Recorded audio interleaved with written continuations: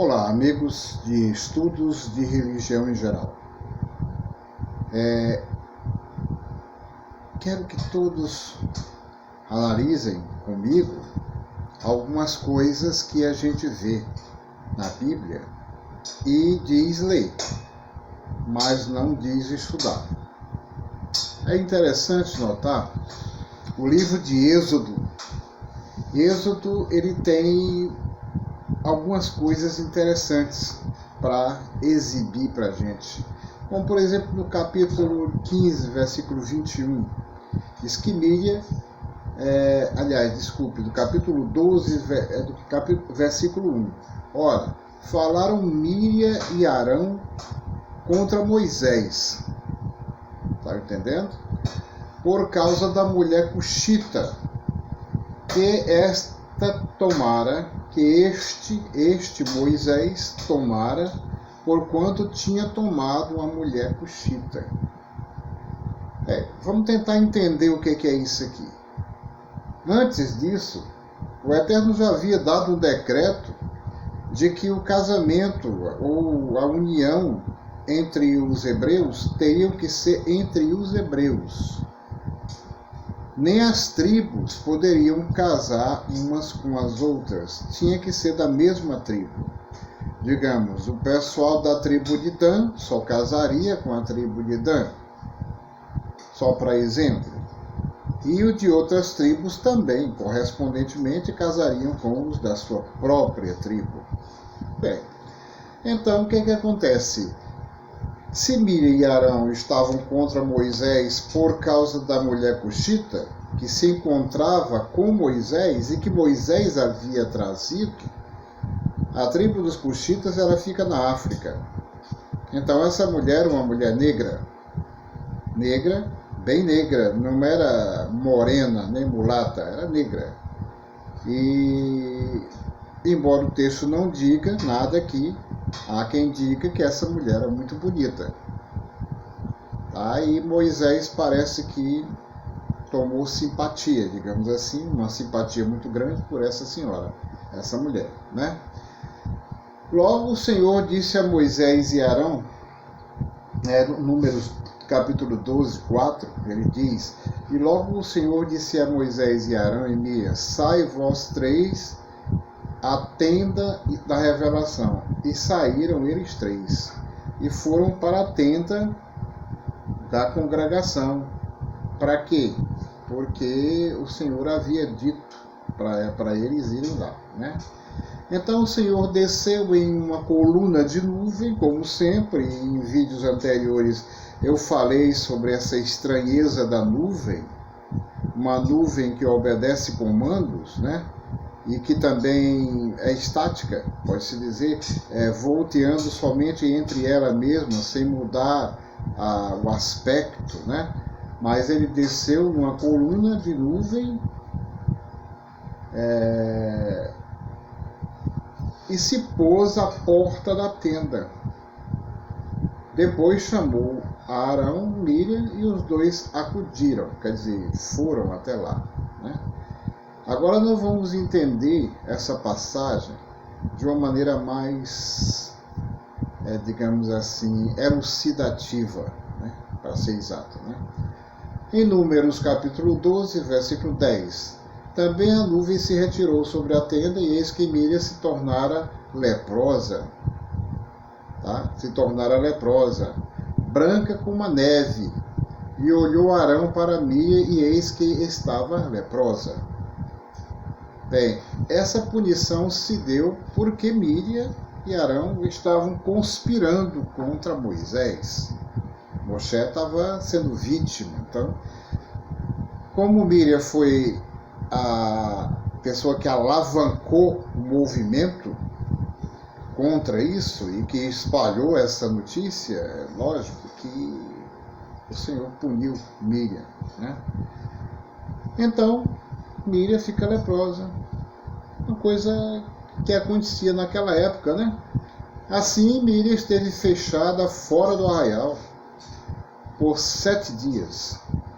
E o povo não partiu, enquanto Miriam não se reconheceu de novo, ou seja, não se recolheu de novo, né? Então, estava lá. A nuvem não saiu do lugar, continuou lá, durante esses dias em que Miriam estava lá. Sinal de que o Eterno não pretendia abandonar Miriam. É um sinal já, né? Não era para abandonar. Então, o que acontece? Já vi aqui uma coisa interessante, né?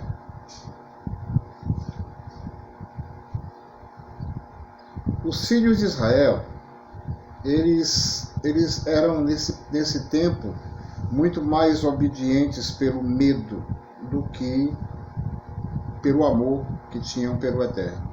Afinal, o Eterno, ele era muito duro com eles. Por quê? Porque eles eram duros também, então tinha que ser duro, né? Então, o que acontece? Os filhos da congregação ficaram lá, né? Os filhos de Israel e a congregação toda chegaram ao deserto de Zim no primeiro mês, e o povo ficou em Cândes. Ali morreu Miriam, e ali foi sepultada. Mas nós temos que ver outra coisa. Aqui.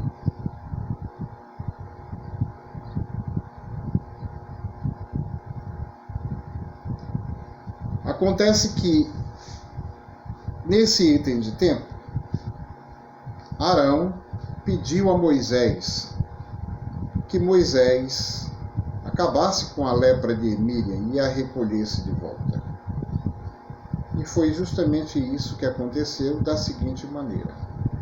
O Eterno disse a Moisés: se teu pai te cuspir da cara, o que é que deve acontecer? Ele disse: ele ficará fora do arraial durante 7 dias. Tudo bem, pois Miriam ficará 7 dias. E quando a recolheres outra vez, ela estará sã. Mas Miriam, certamente, com o passar do tempo, morreu. E aqui também tem um relato da morte dela, entendeu? Então, a mulher de Arão chamava-se Joquebede, filha de Levi, a qual nasceu a Levi no Egito.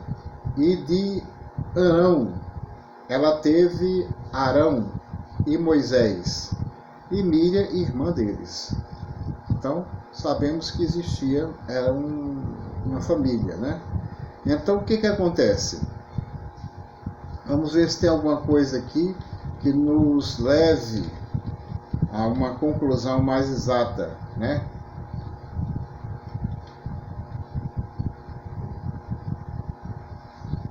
Moisés, na reunião, junto com o povo com o Eterno,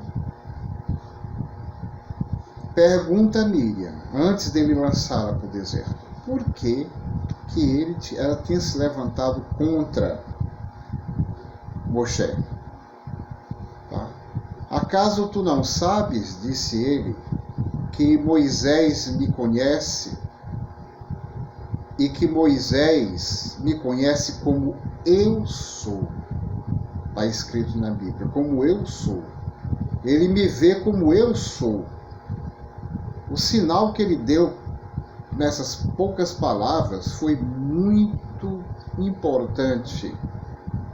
Como eu sou. Então, como é que ele era?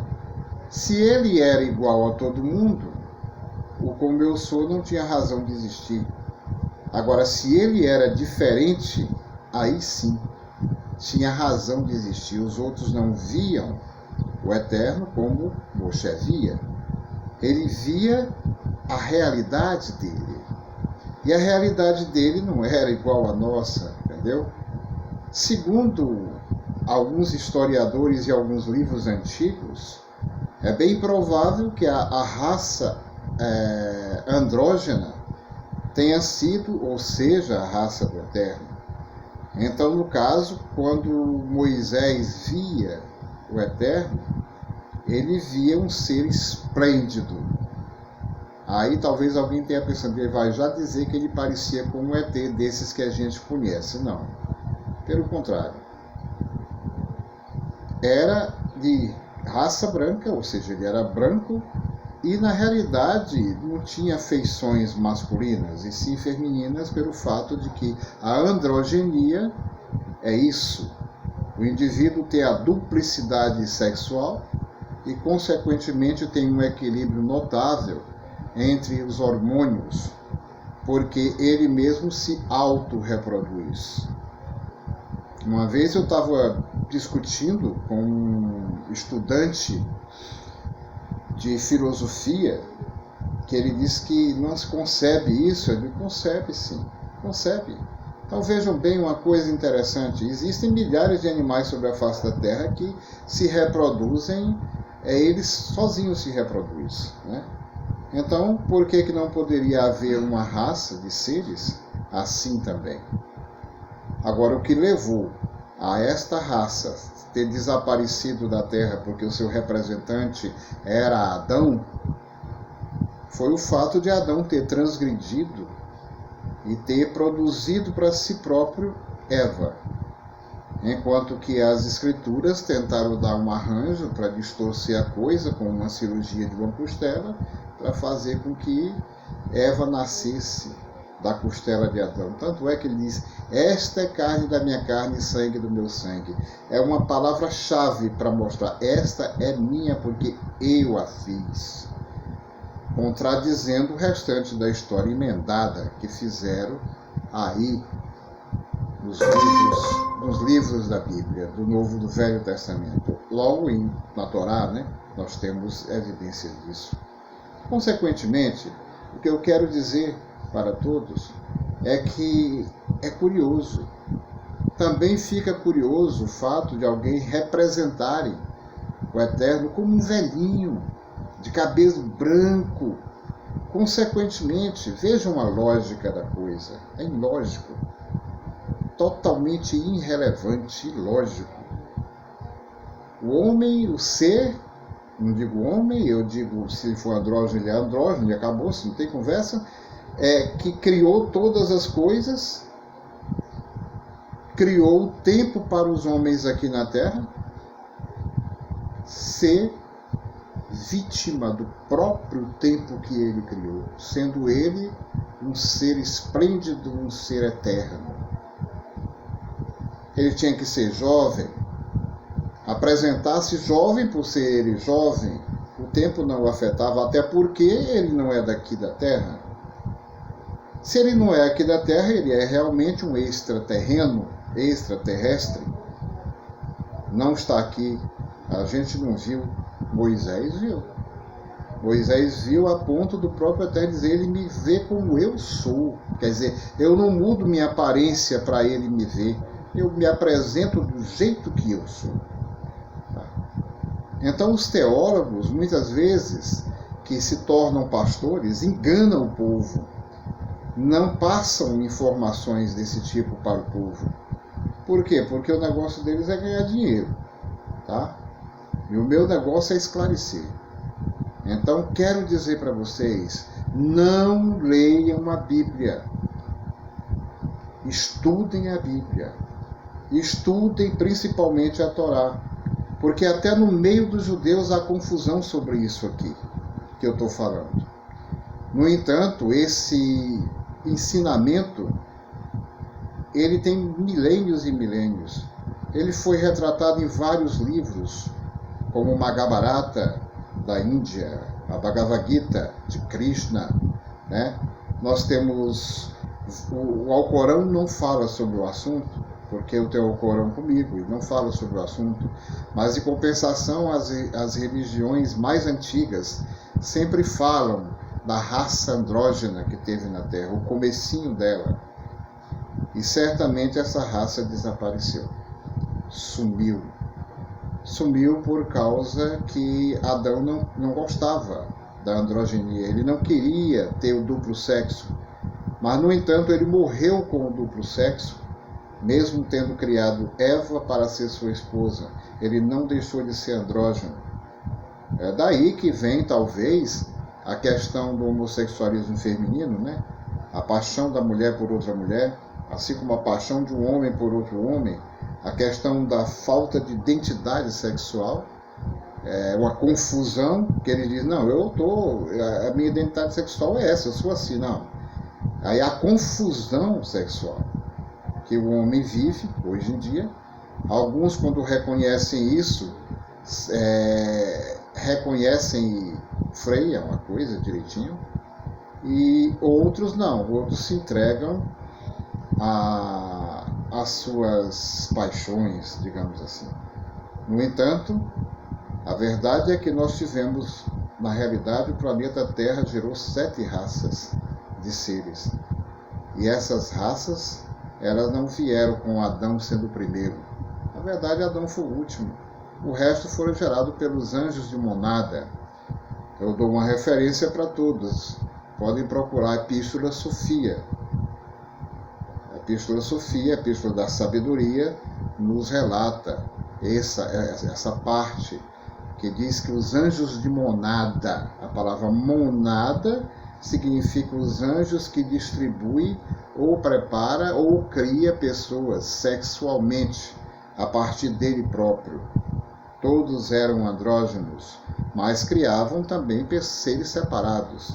Então houve a separação dos sexos, que, por sinal, pela ignorância dos hebreus, Moshe teve medo de colocar na Torá, que ele teve receio. Aquele povo era, como vamos falar do popular, aquele povo era brabo, viu? Aquele povo era brabo naquele tempo.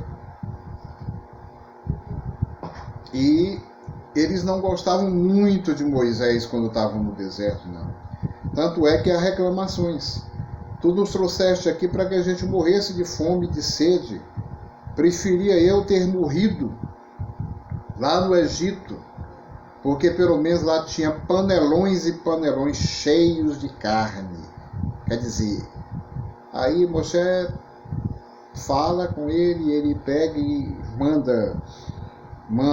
começa a mandar um maná, que é o pão que vem do céu, e começa também, desvia um curso de cordeiris que vai passando, pássaros, e enche a barriga do povo lá.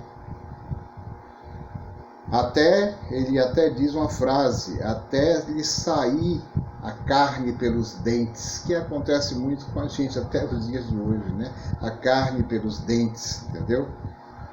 Mas, no entanto, ele se irou com o povo por causa de tanta reclamação. E ele pega e elimina, ou ele fulmina, ele mata quem começou a fazer aquelas reclamações. É por isso que as pessoas dizem bem assim, um Deus desse é muito injusto. Se eu pensando do jeito que era a situação naquele tempo, eu digo não. Tem coisa que acontece. Se nós hoje pegássemos essa corja de bandido que está aí, até no governo, e os de fora do governo, e matassem esse povo, nós seríamos considerados por muitos assassinos. Mas, no entanto, eles pensariam 10 vezes antes de serem ladrões, antes de serem assassinos, antes de fazerem, como se diz, transações comerciais ilícitas, antes de contaminar as pessoas com produtos ruins para a saúde das pessoas, como o fato do cigarro, né? Como é o fato de bebida, como é o fato das drogas e mais drogas aí, o crack, a cocaína, a heroína, tá? E outros tantos, né? Que tem. A papoula gera um produto que também é altamente prejudicial para o ser humano, né? Então, meus queridos, vamos lembrar uma coisa. Nós temos uma superpopulação. Se pegássemos essa superpopulação e víssemos realmente quem trabalha para o povo, quem trabalha para a nação, nós veríamos que não são tantos assim que trabalham, não. Tá? Tem gente aí, tem jovem hoje montado em motocicleta, assaltando pessoas em postos de gasolina, com revólver, consegue arma com a maior facilidade. Bolsonaro entrou dizendo que ia liberar a arma, mas acontece que criou foi um protocolo maior do que o que já existia para a pessoa adquirir uma arma. Por quê? Porque tem medo. O bandido tem que estar solto armado e o cidadão tem que estar desarmado para o bandido matar o cidadão. Na verdade, hoje o amor pela vida e o respeito pela vida é pouco, muito pouco. Então, eu gostaria de dizer para vocês que eu sou grato por vocês me escutarem nesse canal e gostaria que opinassem sobre o que foi dito aqui, né? Então, shalom a todos, paz para com todos e, por favor, divulguem o canal. Meu canal é simples. Eu faço isso dentro da minha própria casa, eu não tenho estúdio. Meu estúdio é minha cabeça. É as coisas que leio, que vejo, que entendo da maneira que realmente deve ser. Muito obrigado a todos e até a próxima oportunidade.